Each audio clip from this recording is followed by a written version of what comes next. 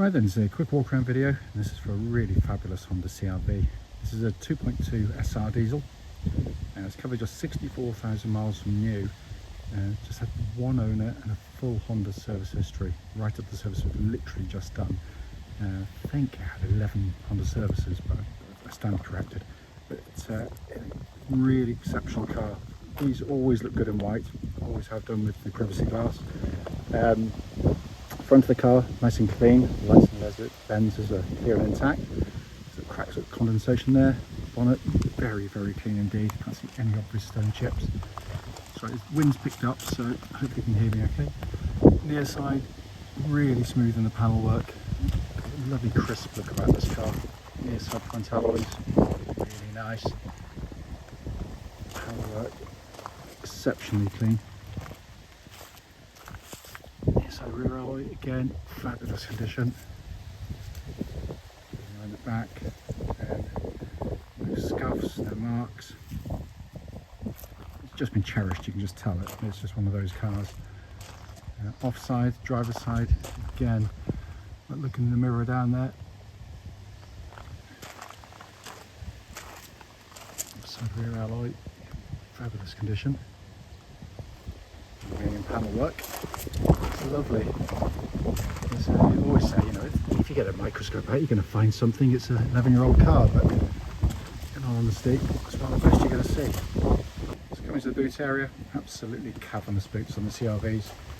They are family cars and can be heavily used in the back, and yet this one's been given the lightest of lives. Coming to the back, wide opening rear doors. Legroom is incredible. The front seats are set for me and I'm 6 foot. And you can see just how much legroom you get. You've got this half leather Alcantara interior, and again the back of the car looks as though the kit's been banished from it. You just don't normally see them looking as clean and as up together as this. Come to the front and passenger side, very, very clean and tidy. Full set of Honda mats in the car. Passenger seat in the front there, again like the rear, hardly looks settled. Finally come to the driver's door card, which like all of them, it's been kept beautifully. Footwell area is really nice, and driver's seat for an 11-year-old car, incredibly clean. So inside the car now, engine's running as is always the case, of the dash is illuminated. Dashboard looks pretty much like new, incredibly clean. Let's pop the car into reverse, you've got that lovely clear parking camera, and that complements the front and rear parking sensors. Coming down, just say it's been kept really, really well. Hopefully you can see in there, 64,215 miles, and there are no warning lights on the dashboard at all.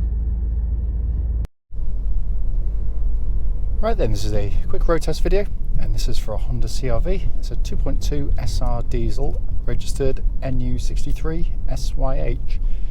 Mileage at the start of the road test is 64,215 miles. The reason we do these videos, especially actually this bit, the road test section, is just to ensure that if anyone's online looking at any of our cars, they get to see that very car actually in operation. Like lots of people have been to see cars which have looked absolutely fine in photographs or a description, but only to get there and find out it's got an obvious fault that shows up, which you'd much rather know about before setting off. It's also done on these very quiet country roads, and it's absolutely beautiful part of Gloucestershire. I don't normally go in this direction, by the way.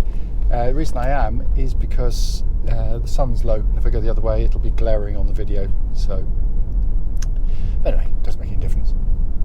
Coming to the car itself, as you'll know from the walk around section, the ownership and history of this car is absolutely impeccable, and it's immediately obvious when you drive the car because it drives just beautifully.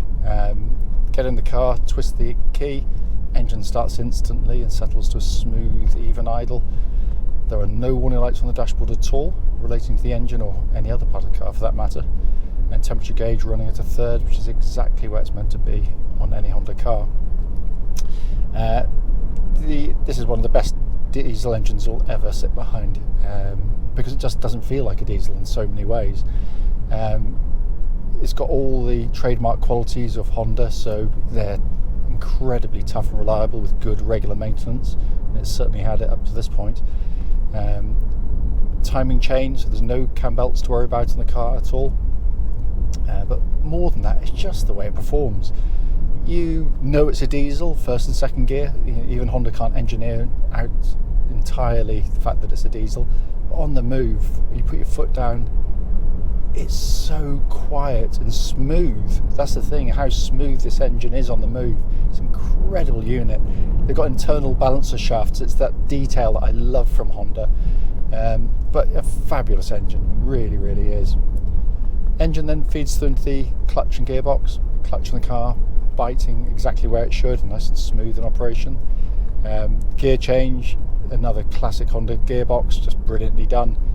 First of all, the position in the gear lever, hand falls naturally to it. As you shift, your arm moves in exactly the right angle for the gear change. None of this kind of down here, reaching back for a gear lever, or and it's short in throw, it's kind of snappy in action. It's just lovely to use, it really is. And it feels exactly as it would have done when it was new, just zero wear in it. Then coming on to the steering and chassis, and this is where I've always sort of found it slightly grating when you read sort of road test reports, sometimes on CR-Vs and similar cars, and they say, oh, they're not much fun to drive, they're a bit dull, a bit this.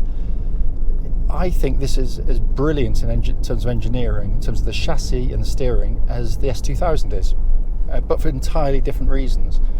With an S2000 or a Civic Type R, you want a sporty car, but obviously the offset is it's going to be a much harder, unforgiving ride. This design criteria for this car is to get you and your family from A to B comfortably, and it does it brilliantly. It's very comfortable, the damping's brilliant on the car, it's one of the most comfortable cars in its class. But when you drive along, what is almost unnoticed is just how capable the chassis actually is. It starts with the steering, which is nicely weighted, it's accurate, it's precise, it hasn't got that horrible overlight which you get in lots of cars with electric power steering. And it inspires confidence in the vehicle as well. It also, by the way, tracks absolutely dead straight. There's no vibrations at this speed, or any speed actually up to the legal limit. But the other thing that is remarkable is just how good the body control in this car is. So when you do kind of push on a little bit, we're going to meet something quite big. This is why I don't normally come down this road. Where you do push on a little bit, the car there's not lots of body motion. It's it's kept in check really, really well. Lots of its competitors will either tend to go for kind of very softly sprung, but when you do go through corners like this, they'll lollop about. This one, you just guide it through the corners. It's brilliant, absolutely brilliant. Also worth pointing out, absolutely no clonks, rattles, anything from underneath the vehicle, so all in very good order. The brakes are very good as well. I'm not going to slam on them like I normally do in a video. Reason being is that we've literally just put brand new discs and pads on the front, so for the first few hundred miles you should bed them in nice and gently. So I'm going to do exactly that for the first few miles at least anyway. And then we come inside the car. Again, one thing a video can't get across to you, of course, is build quality, and these are brilliantly put together cars. Honda aren't showy, they know what the car's designed for, and it's family use, so it's got to be able to withstand a bit of rough and tumble inside, even though this one's been nurtured. The quality of assembly is extraordinarily good. It's also a lovely car to sit in. You've got brilliant visibility all around. I can actually see the bonnet, which is a minor miracle on modern cars. Got these huge wing mirrors which help you with manoeuvring or lane changing on the motorway. And the whole architecture inside is just, you can get in and drive it. It's not one of these cars you have to scratch your head for about 10 minutes, or you need a PhD in something or other to understand just how to operate the radio.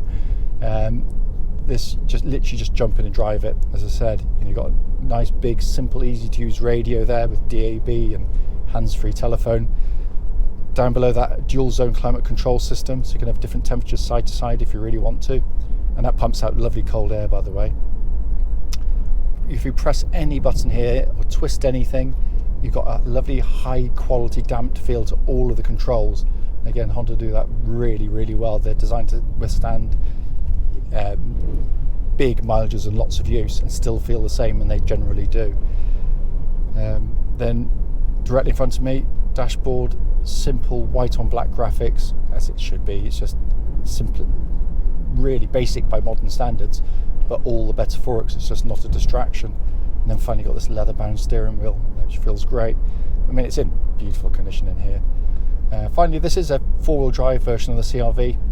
You have to look at very hard to find a switch for to operate it because it hasn't got one. It's automatic. So basically, Honda worked out that most people will be driving as I am right now in perfectly good conditions where you don't need four-wheel drive on 99% of the time. So it runs in two-wheel drive, front-wheel drive pretty much the whole time. When it needs to go into four-wheel drive, it does it automatically. It senses the front wheel starting to lose grip, and it reacts far more quickly than you ever could yourself. And it's seamless. It's absolutely brilliant. The advantages of the system are patently obvious. It's going to use less fuel, and it's going to get to its tyres less quickly, and it puts far less mechanical stress through the vehicle. So I'm just going to swing around here. So much so that, you know, as I said, pretty much all videos, we've been selling CR-Vs for decades now, and thousands of them, and I genuinely can't remember putting a spanner on any of them in terms of the four-wheel drive systems, so it is very robust. Point of the video, it's short, short and to the point hopefully, is to find any issues. There's nothing. It drives absolutely beautifully.